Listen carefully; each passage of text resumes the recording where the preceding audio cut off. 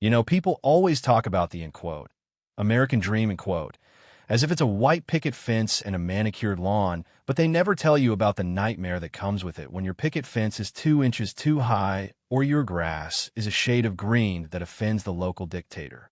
My name is Wyatt Sterling, and I've lived on my family's land in the valley of Blackwood Ridge for longer than most of the people moving into the new, Summit View Estates, have even been alive. I'm a third-generation timber framer, a man who smells like sawdust and old grease, and someone who generally believes that if you mind your own business, the world will return the favor. But that philosophy hit a brick wall the day I met Evelyn Thorne. She was the kind of woman who wore designer yoga gear to check her mail and treated the neighborhood HOA like she was the high commander of a nuclear-armed state. It all started on a Tuesday morning, a quiet morning where the mist was still clinging to the Douglas firs, and the only sound was the low idle of my old F-150. I was out on the edge of my property, setting the first heavy cedar post for a new privacy fence, just trying to block out the sight of 23 identical, overpriced McMansions that had sprouted up like weeds where the forest used to be. I was swinging the post-hole digger, feeling the satisfying bite of steel into the earth, when I heard it, the sharp, rhythmic clack-clack-clack of high heels on asphalt. I didn't even have to look up to know the cavalry had arrived. Evelyn marched toward me with a clipboard tucked under her arm like a weapon, her face set in that permanent expression of, I like to speak to the manager of the universe, She didn't T say hello. She didn't T asked how my morning was. She just pointed a manicured finger at my cedar post and shrieked that I couldn't T build that structure without HOA Architectural Review Committee approval. I leaned on my digger, took a slow breath of that sweet, pitchy air, and told her as calmly as I could that this land was an T in her HOA. The silence that followed was heavy, like the air right before a thunderstorm, and then she lost it. She didn't T just get angry. She underwent a total personality meltdown, screaming that everything in the Blackwood Ridge area fell under her jurisdiction, and before I could even pull a splinter out of my glove, she was dialing the cops. It was a big mistake, a massive, ego-driven blunder that set off a chain reaction I didn't T thinks she ever could have imagined. See, my grandfather, Silas Sterling, was a man who didn't T trust anything he couldn't T touch, especially not the government or developers. He bought these 55 acres back in 1958 for a handful of cash and a firm handshake during a tax sale, and he spent the next 50 years filing every single piece of paper the county ever produced. He was a surveyor by trade and a paranoid archivist by hobby, and thank God for that. When the deputy arrived, kicking up gravel and looking like he'd rather be literally anywhere else, Evelyn was standing on her perfect, chemically treated lawn with her arms crossed, smirking like she'd already won. She started barking about trespassing and illegal construction, but I just walked over to my truck, pulled out a weather-beaten, yellowed leather folio, and handed the deputy a 1958 original deed.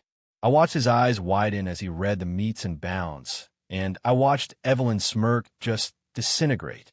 Her face went from a triumphant red to a sickly, chalky pale as the deputy told her that as far as he could tell, I was standing on private land that didn't T.O. a dime or a word of explanation to her board. But Evelyn Thorne was an T the type to let facts get in the way of a good vendetta. She was 45, a former high-end corporate liquidator who treated neighborhood management like she was gutting a failing tech firm. She patrolled that street in a white Porsche Cayenne, clicking those heels on the pavement during evening inspections like she was guarding a high-security prison. If your trash can stay out 10 minutes past pickup, she was there. If your dog barked at a squirrel, you got a registered letter. The trouble was, the new neighbors were actually decent folks, young families like the Harrisons or retired couples like the Millers, who just wanted to live their lives. But when Evelyn started fining the Harrisons $500 because their kids left a tricycle on the driveway for an hour, I knew I had to draw a line. I kept working on my fence, whistling while I worked, feeling the rough bark under my palms and the sun on my neck, just enjoying the sheer spite of it. The next morning, I found an official notice of violation taped to my fence post, claiming I owed $3,000 in immediate fines for, end quote, non-conforming aesthetic disruptions, end quote. I just chuckled, folded that paper into a paper airplane, and launched it into the breeze. I knew something she didn't and oppose. See, Gramps didn't and oppose. Just by the dirt. He bought the, end quote, whole enchilada, end quote, as he used to say. Most people think that when they buy a house, they own the earth all the way down to the core. But in the world of real estate, property is like a layer cake. The developer, Apex Land Holdings, had been sloppy. They were so busy rushing those cookie-cutter houses to market in 2019 that they performed the legal equivalent of building a skyscraper on a foundation of toothpicks. Evelyn called an emergency board meeting that Friday, and I knew this because my neighbor, Sam Harrison, came over to my porch looking like a man who had just seen a ghost.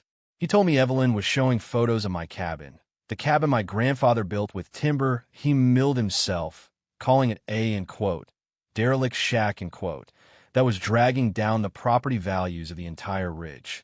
She convinced the board to authorize, end quote, enhanced enforcement, end quote, which is just a fancy way of saying they were going to sue me into oblivion.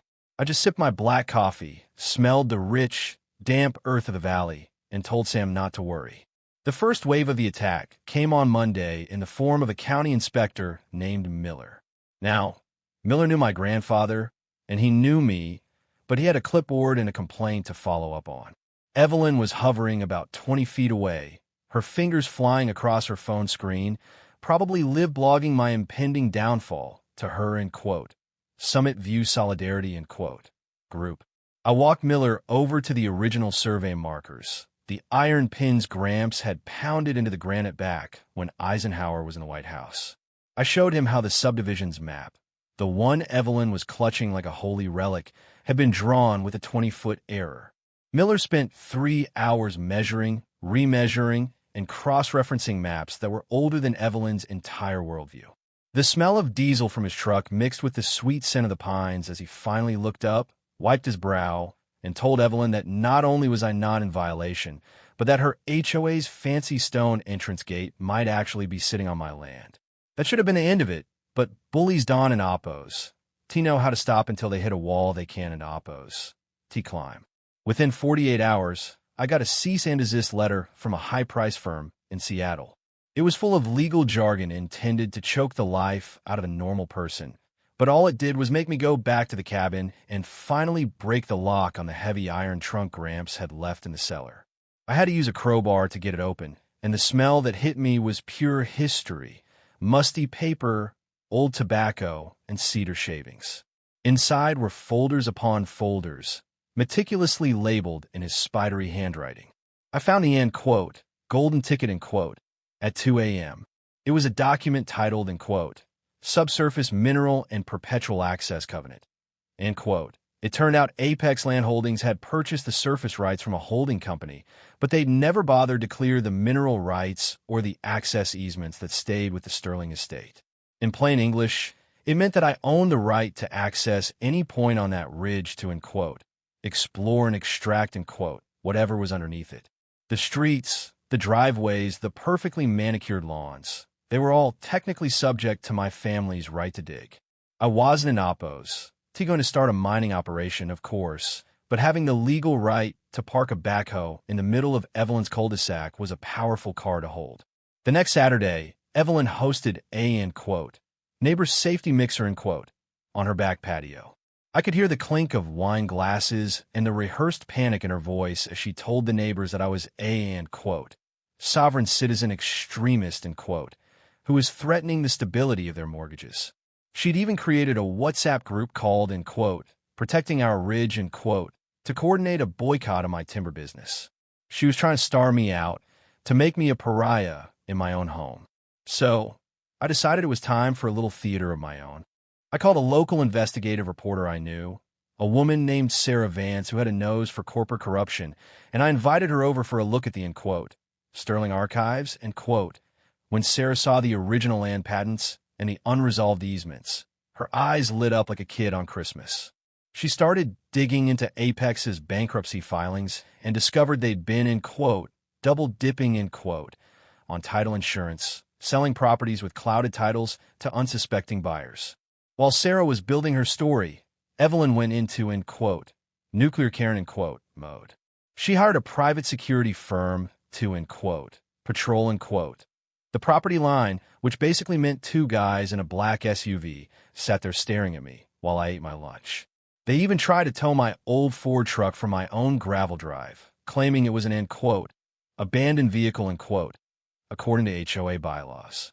I just sat on my porch with my shotgun over my knees, not aiming it, just cleaning it, and watched them realize that their jurisdiction stopped exactly where my gravel began.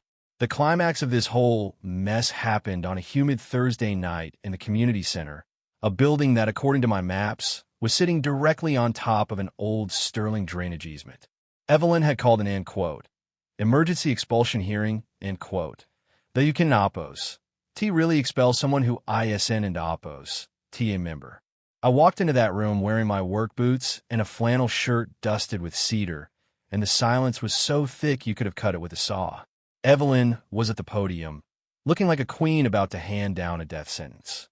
She started in on a speech about, in quote, community standards, in quote, and, in quote, the cancer of noncompliance, in quote, pointing at me like I was a criminal. I let her talk for 10 minutes, let her get real good and worked up, and then I stood up and pulled out a stack of color-coded maps. I didn't end oppose, TL. I didn't end oppose, to even get angry.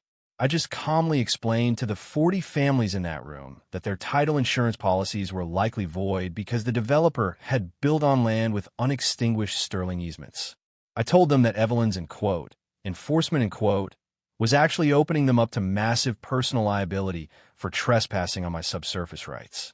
You could actually hear the sound of 40 people's hearts sinking as they realized their $700,000 investments were legally floating on a cloud of uncertainty.